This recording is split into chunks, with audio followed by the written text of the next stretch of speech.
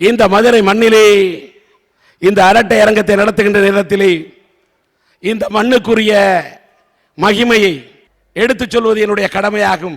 இந்த மீனாட்சி அம்மன் திருத்தலத்துக்கு எத்தனையோ புகழ் இருக்கிறது. இந்த மீனாட்சி அம்மன் கோவிலிலே அந்த கதையை சொன்னாலே கள்ளழகர் ஆத்திலே இறங்குகிறார். வைகை ஆத்திலே கள்ளழகர் ஏன் இறங்குகிறார்? சொக்கநாதருக்கும் மீனாட்சிக்கும் திருக்கல்யாணம். அந்த திருக்கல்யாணத்தை பார்க்க அழகர் மலை மன்னன் அந்த கள்ளழகர் புறப்பட்டு வருகிறார். அந்த கள்ளழகர் புறப்பட்டு வருகின்ற வழியிலே அந்த அழகர் மலை மன்னன் ஒரு பெண்ணழகில் அவள் கண்ணழகில் மயங்கி அங்கே நின்று விடுகிறார். மீனாட்சியுடைய திருக்கல்யாணத்துக்கு வந்து சொக்கநாதருக்கு தாரை வார்த்து கொடுக்க வேண்டும் என்று வந்த அந்த கள்ளழகர் ஒரு பெண்ணழகில் கண்ணழகில் மயங்கியதால் காலம் கடந்து விடுகிறது. மீனாட்சிக்கு திருக்கல்யாணம் முடிந்து விடுகிறது. கள்ளழகர் வருகிறார், திருமணத்தை காண வேண்டும் என்று ஆற்றிலே இறங்குகிறார். ஆனால் மீனாட்சிக்கு திருமணம் முடிந்து விட்டது என்று சொன்னவுடன் ஆற்றை கடந்து ஊருக்குள்ளே வராமல் கோபம் கொப்பளிக்க அங்கே நின்று விடுகிறார். அழகர் ஆற்றிலே கள்ளழகர் ஆற்றிலே இறங்கக்கூடிய அந்த சித்திரை திருவிழா. அதனால் ஆத்துக்கு அந்த பக்கம் கள்ளழகர் இருக்கிறார், ஆத்துக்கு இந்த பக்கம் இங்கே காப்பதற்கு மீனாட்சி இருக்கிறார். ஒரு ஆற்றுக்கு இரண்டு கரை. எங்கள் மதுரையில் வாழ்பவர்களுக்கு இரண்டு பக்கம் கரை. ஒரு பக்கம் அந்த கள்ளழகரின் அக்கறை, இன்னொரு பக்கம் இந்த மீனாட்சியின் அக்கறை. அக்கறை இக்கரை என இரண்டு தெய்வங்களின் அக்கறையை கொண்ட எங்கள் மதுரை. அன்னை ஆசிரமம், ராமகிருஷ்ண மடம், ஞானசம்பந்தர் மடம், இப்படி பல ஆசிரமங்கள் இருப்பதும் இங்கேதான். புகழ்பெற்ற மதுரை ஆதீனம் இருப்பதும் இந்த மதுரை மண்ணில் தான். 1636ஆம் ஆண்டு இந்த திருமலை நாயக்கர் மகால் கட்டப்படுகிறது. இது ஒரு இந்தியாவிலே ஒரு அதிசயம். எப்படி என்று சொன்னால், வீணை என்று சொன்னால் நாதத்தை தருவது நான்கள், மதுரை என்று சொன்னால் அது நாயக்கர் மகால் தூண்கள் என்று சொல்லக்கூடிய அந்த திருமலை நாயக்கர் மகால் தூண்கள் இத்தாலியின் கட்டிடக்கலையை மையமாக வைத்து முட்டையை உடைத்தெடுத்தால் மஞ்சள் கருவை நீக்கிவிட்டு வெண்கருவை கொண்டு அப்படியே சலவை கல்லை விட அப்படி ஒரு தொழில்நுட்பத்தை கொண்டு கட்டப்பட்ட திருமலை நாயக்கர் மகால். அதனுடைய தூண்களை கட்டி அணைக்க வேண்டும் என்றால் 4 பேர் சேர்ந்தால் தான் அணைக்க முடியும். அப்படிப்பட்ட திருமலை நாயக்கர் மகால் இருப்பது இந்த மதுரை மண்ணிலே. எல்லாத்துக்கும் மேல சிலப்பதிகாரம் வாழ்க்கையில மறக்க முடியுமா? கண்ணகிக்கு அநீதி இழைக்கப்பட்டவுடன் பாண்டியன் நெடுஞ்செழியன் நீதி தவறிவிட்டான் என்று கேட்டவுடன், இன்றைக்கு நீதி தவறியவுடன் அதற்காக கவரிமான் மயிரை நீர்த்தால் உயிரை விடுவதைப் போல நீதி தவறிவிட்டோமே என்ற காரணத்துக்காக நீதியை நிலைநாட்டுவதற்காக போராடி பாண்டியன் நெடுஞ்செழியனும் கோப்பெருந்தேவியும் அந்த இடத்திலேயே இந்த மண்ணிலே மாண்டார்களே, வீழ்ந்தார்களே. நீதி வீழக்கூடாது என்று மண்ணிலே வீழ்ந்து நீதியை தாங்கி பிடிக்க நினைத்த அந்த பாண்டியன் நெடுஞ்செழியன் இங்கே வாழ்ந்த காரணத்துக்காகத்தான் நீதியின் இருப்பிடமாக மதுரை இருக்கின்ற காரணத்தால் சென்னையிலே ஒரு உயர் நீதிமன்றம் சொன்னால் இன்றைக்கு மதுரையில் இன்னொரு உயர் நீதிமன்றம் இருக்கிறது என்று சொன்னால் அந்த பெருமை எங்களுடைய மதுரைக்குத்தான். திருப்பதினா லட்டு, திருநெல்வேலினா அல்வா, திண்டுக்கல்னா பூட்டு, திருப்பாச்சின்னா அருவா, மணப்பாறைனா முறுக்கு, மதுரைன்னா ஒண்ணு இருக்கு. அதுதான் மதுரைக்கே உரிய பெரிய செருக்கு. அதுதான் மதுரை மல்லி. இந்த மதுரை மல்லி மணக்கும். இதை நினைச்சாலே பொண்ணுங்களுடைய அது பொண்ணுங்களுடைய மனசுல ஒரு புதிய வாசம் பிறக்கும்.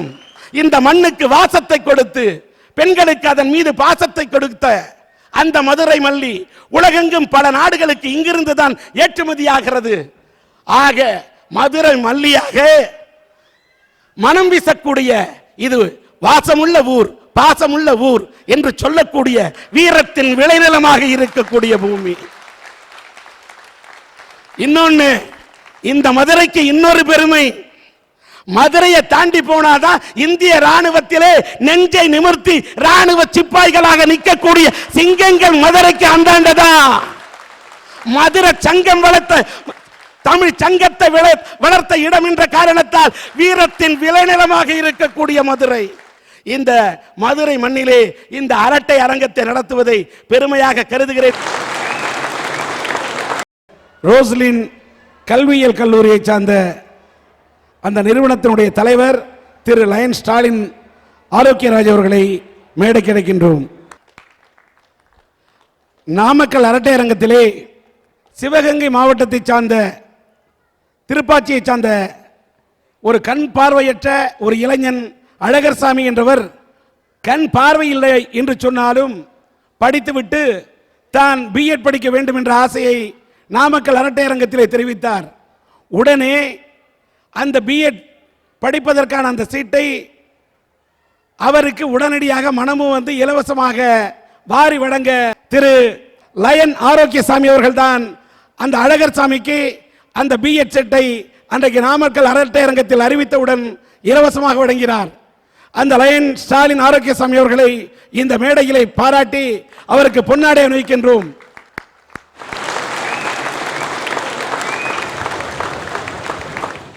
முதுமை சாபம். முதுமைதான் உலகத்திலே மிகப்பெரிய சாபம். தாயின் மடியில் நிலாச்சோறு, தந்தையின் மடியில் பாசச்சோறு, இப்படியெல்லாம் உண்டு கழிச்ச நமக்கு கடைசி காலத்தில் நம்ம மகன் நமக்கு ஒரு நேர சோறாவது போடுவானான்னு ஏங்கி கிடக்குதே இந்த முதுமை. இந்த முதுமைதாயா சாபம். ஐயா, வீட்டில் நாய்க்குட்டி வளர்க்குறத பார்த்துருப்பீங்க. அந்த நாய்க்குட்டியை கொஞ்சுறதும் கொலாவுறதும் குளிப்பாட்டுறதும். அந்த நாய்க்குட்டிக்கு இருக்கிற சுதந்திரம் என்ன தெரியுமா? தன்னோட வீட்டில் எங்கே வேணாலும் அது போயிட்டு வரலாம். ஆனால் தன்னை பெற்ற தாயும் தகப்பனும் அதே வீட்டு வாசல்ல ஒரு மூலையில் முடங்கி கிடப்பாங்க. அந்த தாயும் தகப்பனும் என்ன தெரியுமா நினைப்பாங்க? நம்ப மக அந்த நாய்க்குட்டியை கொஞ்சுறதுக்கு செலவிடுற நேரத்தை கூட நம்ம கிட்ட செலவிட மாட்டானே நினைக்கிறாங்களே, அந்த முதுமை சாபம் தானங்கய்யா. ஐயா, இந்த மகனுக்கெல்லாம் ஒன்று சொல்லிக்கிறேன், நீ லட்ச லட்சமா கோடி கோடியா சம்பாரிச்சு ஒன்றும் பிரயோஜனம் கிடையாது. உன்னை பெத்த ஆத்தா பக்கத்துலையும் அப்பம் பக்கத்துலையும் ஒரு 10 நிமிஷம் உட்காந்து பேசு, அதுதான் நீ லட்சம் கோடி சம்பாரிச்சதுக்கு ஈடு.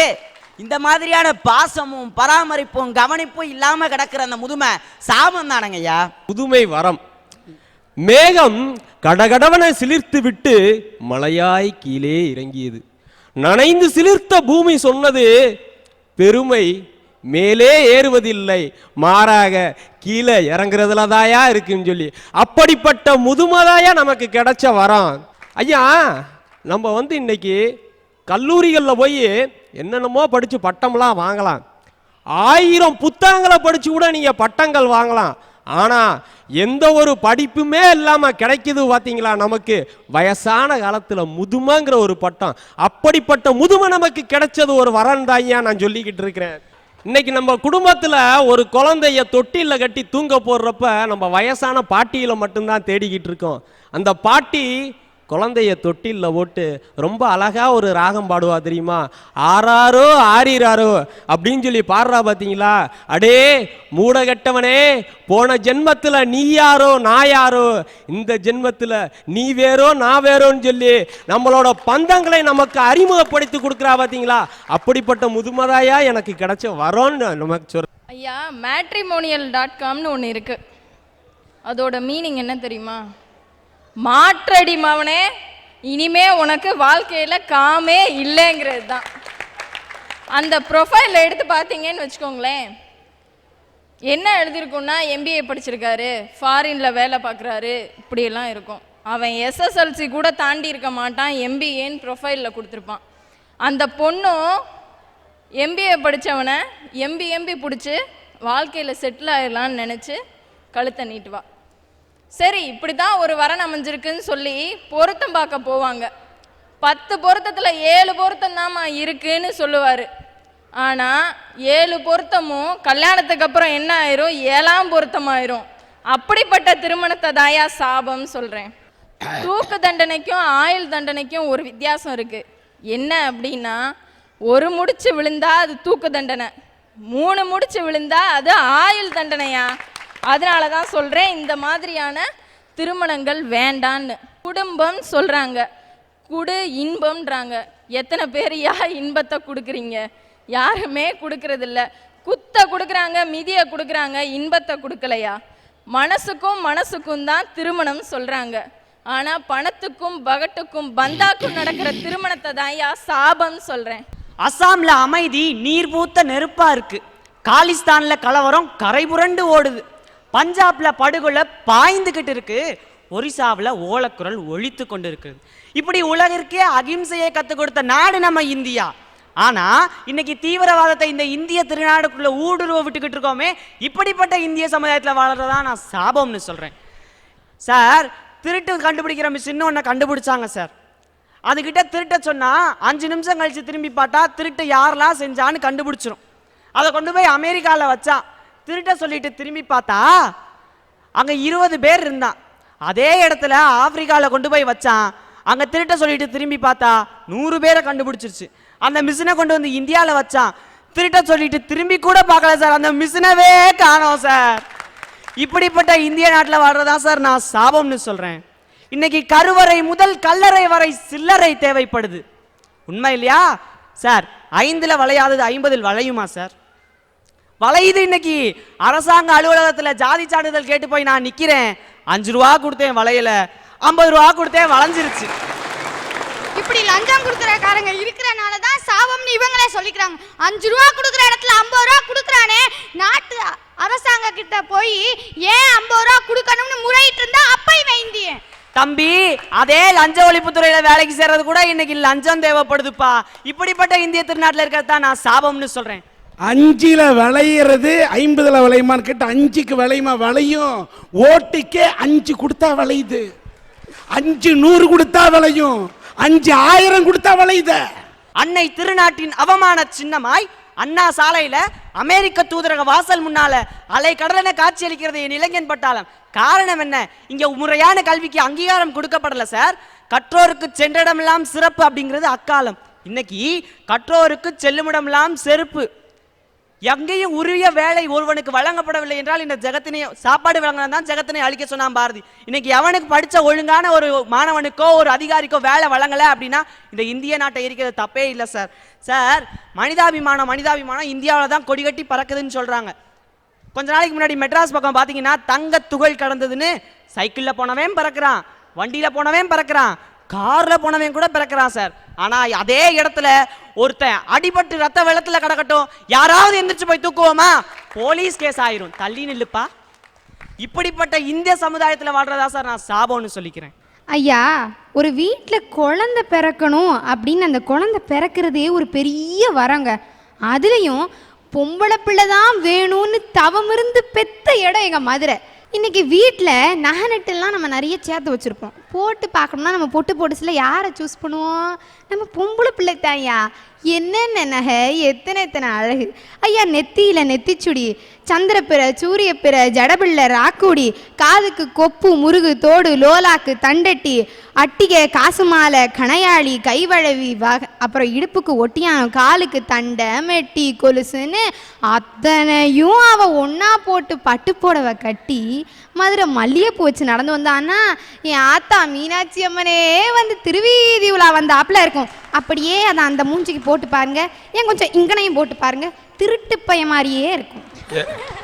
என் அம்மா தாயே, அந்த மீனாட்சிக்கு இன்னைக்கு காவல் போட்டு 3000 போலீஸ் காத்திருக்கு. இந்த பக்கம் அந்த பக்கம் நகர முடியல. அதுதான் நீ போடுற போடல நகை எங்க இருக்கு? ஐயா, சலசலவென ஓடுவதால் தான் அது ஜலம், பளபளவென மின்னுவதால் தான் அது பழுங்கி, தக தகன்னு ஜொலிக்கிறதுனால தான் தங்கம், பேணி காப்பவள் தான் பெண். அப்படிப்பட்ட பெண் வரம் தாங்க. ஐயா, இங்கே மேட்சா சுடிதார் போட்டு இங்கே வந்து நான் நிற்கிறேன்னா எனக்கு பின்னாடி ஒரு கிழிஞ்ச சேலை இருக்குதுங்கிறதையா சொல்ல வந்திருக்கேன். எனக்கு 7 வயசு இருக்கும்போது எங்கள் அப்பா எங்கள் வீட்டு வேலைக்காரியை கல்யாணம் பண்ணிட்டு போயிட்டாங்க. அந்த 7 வயசில் திருமணம்னா என்னன்னு எனக்கு தெரியாது, அதுலேயும் 2வது கல்யாணம்னா என்னன்னு எனக்கு தெரியாது. அப்படி இருக்கும்போது எங்கள் அம்மா சொன்னாங்க, உங்கள் அப்பா 2வது கல்யாணம் பண்ணிட்டு போயிட்டாங்க. நான் சொன்னேன், அப்படின்னா என்னம்மான்னு கேட்டேன். உடனே எங்கள் அம்மா சொன்னாங்க, உங்கள் அப்பா உன்னை விட்டுட்டு போயிட்டாரு. அன்னைக்கு நைட்டு எங்கள் அம்மாவுக்கு பைத்தியம் பிடிச்சிருச்சு. பைத்தியம்னு என்னன்னு கூட எனக்கு அப்போ தெரியாது. சேலையெல்லாம் கிழிச்சு போட்டுட்டு போஸ்ட்லாம் போட்டு உடச்சி போட்டுட்டு இருந்தாங்க. நான் முட்டி அழுகிறேன் செவுத்துல. எங்கள் அம்மாவுக்கு இந்த நிலைமை ஆயிடுச்சே அப்படின்னு சொல்லிட்டு முட்டி அழுகிறேன். எங்கள் அம்மா என்ன செஞ்சாங்க, தன் பிள்ளைக்கு வலிக்குமே அப்படின்னு சொல்லிட்டு அவங்க பைத்தியமாக இருந்த அந்த நிலைமையிலையும் தன் பிள்ளை அங்கே முட்டுறாலே அவளுக்கு வலிக்குமே தெரிஞ்சு அந்த செவுத்துக்கும் அந்த நெத்திக்கு நடுவில் கொண்டு வந்து கையை வச்சாங்க பார்த்தீங்களா. அப்படிப்பட்ட பெண் வரோம் தான் சொல்லுவார். அதுக்கப்புறம் அந்த வீட்டை எப்படி காலி பண்ணி ஆகணும் அப்படின்னு சொல்லிட்டு எங்கள் அப்பா என்ன செஞ்சாங்க, என்னையும் எங்கள் அம்மாவையும் கொண்டு போய் மதுரையில் இருக்க எங்கள் ஆச்சி வீட்டில் கொண்டு போய் விட்டாங்க. எங்கள் பெரியம்மா என்ன சொன்னாங்க, இங்கே இருந்தா என் வாலா வெட்டின்னு தான் பேர் வரும், அதனால் நான் இங்கே வீட்டில் சேர்க்க மாட்டேன்னு சொன்னாங்க. உடனே எங்கள் அம்மாவை எல்லாருமே திட்டாங்க, என்னை கூப்பிட்டாங்க. இவ கூட இருந்தால் நீ சீரழிஞ்சு தான் போவ, நான் உன்னை வச்சு பார்த்துக்கிறேன் அப்படின்னு சொன்னாங்க. நான் சொன்னேன் எங்கள் அம்மாகிட்ட, ஏம்மா இதுக்கும் மீறி இந்த வீட்டில் நீங்கள் இருக்கணும்னு நினைக்கிறீங்களாம்மா அப்படின்னு கேட்டேன். உடனே எங்கள் அம்மா சொன்னாங்க, நீயே சொல்லும் போது நான் வச்சு உன்னை காப்பாற்றுறேன் அப்படின்னாங்க. அப்போ கையில் 5 பைசா இல்லை. நைட்டு 11:30 மணி மதுரையிலேருந்து திருச்சி வரைக்கும் அந்த ரோட்டில் நடந்தே போனோம். வீட்டில் அந்த ரோட்டு ஓரமாக உள்ள வீடுகளில் பிச்சை எடுத்து சாப்பிட்டுட்டு போனோம். அப்போ நடந்துட்டு இருந்தேன். எங்கள் அம்மாட்ட சொன்னேன், அம்மா கால் வலிக்குதுன்னு சொன்னேன். எங்கள் அம்மா, நான் உன்னை சுமக்கிறேன்னு சொல்லிட்டு நெஞ்சில் தூக்கி சுமந்தாங்க எங்கள் அம்மா என்ன. எல்லாரும் சொல்லுவாங்க, தந்தை தோல்ல தூக்கி வச்சு உலகத்தை ஊரே சுற்றி காமிப்பானே. எனக்கு என் தாய் தான் இந்த உலகத்தை சுற்றி காமிச்சா. அப்படியெல்லாம் எங்கள் அம்மா சொன்னு கஷ்டப்பட்டு திருச்செந்தூருக்கு போனோம். திருச்சியில் பொழைக்க வழி இல்லை. திருச்செந்தூருக்கு போய் அங்கே கோயிலில் இருக்கிற அன்னதான சாப்பாடெல்லாம் எடுத்து வாங்கி சாப்பிட்டுட்டு இருந்தோம். கடைசியில் அந்த சாப்பாடும் கிடைக்கல. 7 நாள் ஆச்சு, பஸ்ஸு பொறுக்க முடியல, எங்கேயாவது போகணும். திருப்பி அந்த திருச்சிக்கே வந்தோம். வரும்போது ஒரு ட்ரெயின் டிக்கெட்காரர் வந்து எங்கிட்ட டிக்கெட் கேட்டார். டிக்கெட் இல்லை, மயக்கம் போட்டு விழுந்துட்டேன். உடனே அவர் என்ன செஞ்சார், தூக்கி என்னை ஸ்கூலில் சேர்த்து விட்டார்.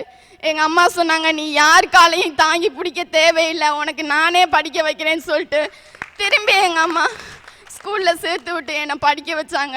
ஜல்லிக்கல் உடைப்பாங்க, துணி கடையில் அந்த துணி பை 1000 பை 500 பைன்னு தச்சு என்னை படிக்க வச்சாங்க. ஒரு 11ஆவது கிளாஸ் வரைக்கும் படித்தேன். அதுக்கு மேலே என்னால் படிக்க வைக்க முடியாது அப்படின்னு சொன்னாங்க. பரவாயில்லம்மா, நான் உன்னை படிச்சுக்கிறேன் அப்படின்னு சொன்னேன். இன்றைக்கி வந்து எங்கள் அம்மா வந்து ஒரு வீட்டு வேலை தான் பார்க்குறாங்க. அந்த இடத்துல எங்கள் அம்மா தங்கிப்பாங்க. நான் இங்கே வேலை பார்த்துட்டு இங்கேயே ஹாஸ்டலில் தங்கிக்கிறேன். ஒரு காக்கா குருவி கூட சொந்தமாக வீடு இருக்குது, ஆனால் எனக்கு சொந்தமாக இருக்க வீடு இல்லை. ஆனால் எங்கள் அம்மா இன்னைக்கும் எனக்கு தன்னம்பிக்கையும் தைரியத்தையும் ஊட்டி வளர்த்துருக்காங்க. எங்கள் அம்மா, நான் பிறந்த அடுத்த வருஷமே புற்றுநோய், 18 வருஷமாக புற்றுநோயில் கேன்சர் வந்து அவதிப்பட்டு இருக்காங்க. அந்த தாய்க்கு ஒருவேளை ஊசி போடுறதுக்கு என்னால் கொடுக்க முடியல. ஆனாலும் இன்னைக்கும் நாங்கள் ஒருவேளை சாப்பாடுனால எங்கள் சொந்த உழைப்பில் சாப்பிட்றோம். ஒவ்வொருத்தருக்கும் 100 ரூபாய் 200 ரூபான்னு கடன் இருக்கலாம். இன்ன வரைக்கும் எனக்கு 1 ரூபாய் கூட கடன் கிடையாது. இவ்வளோ தூரத்துக்கு என்னை பெற்று வளர்த்த தாய் எனக்கு கிடைச்சது வரும். ஆனால் இப்பயே எங்கள் அம்மா என்ன சொல்கிறாங்க, என் பொண்ணு இல்லாட்டினா இந்த உலகமே இல்லை, என் பொண்ணு எனக்கு கிடைச்சது வரும் அப்படின்னு சொல்கிறாங்க. அப்படிப்பட்ட தாய் எனக்கு கிடைச்சது வரும்னா நான் இந்த உலகத்தில் பொண்ணாக பிறந்தது வரும் தான் சொல்லுவேன். இன்னைக்கு வந்து தனியார் தொலைக்காட்சியில் நிகழ்ச்சி தொகுப்பாளராக இருக்கேன். என்னைக்கு வந்து என்னை வேண்டான்னு சொல்லி ஒதுக்குனவங்களாம் இன்னைக்கு என் தங்கச்சி மக டிவியில் வரா, என் பேத்தி டிவியில் வரான்னு எல்லாரும் பார்த்துட்டு இருக்காங்க. எங்கள் அம்மா என்னை வாழாக்கிட்டு ஒன்றுமே தெரியாமல் அமைதியாக ஒரு மூலையில் உட்காந்துருக்காங்க. பெண்ணுடைய தாயார் மேடை கிடைக்கிறேன்.